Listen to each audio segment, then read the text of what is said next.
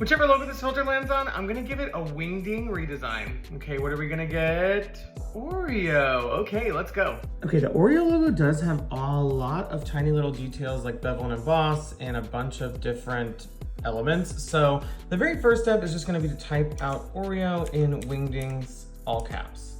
Okay, that's our starting point. Okay, and then now what I'm gonna do is just kind of rearrange them so that they're kind of in the same placement as the original logo. Okay, I think I've got the placement right. Now I need to make each of these be white. And now I'm gonna go ahead and add a drop shadow to it and a bevel and emboss just to kind of get these shadows in there. Okay, now that we've got that, we do need to go ahead and get this kind of outline shape in here. So I'm thinking for that, we just go ahead and add a stroke in one color. And then once we have that, we can go ahead and start painting in behind it the parts that are open. Okay, here's how that's looking with and without this. So then I think I'm gonna go ahead and just take a brush with that color on it just to get that kind of gradient effect on either side.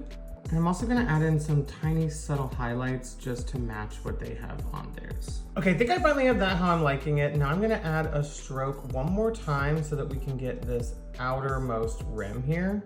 So to achieve that effect, I'm gonna add a bevel and emboss, and then I'm just gonna play around with the different textures and tools until it looks right. Wait, there's one more tiny little white ring around everything. So we're gonna have to add that in.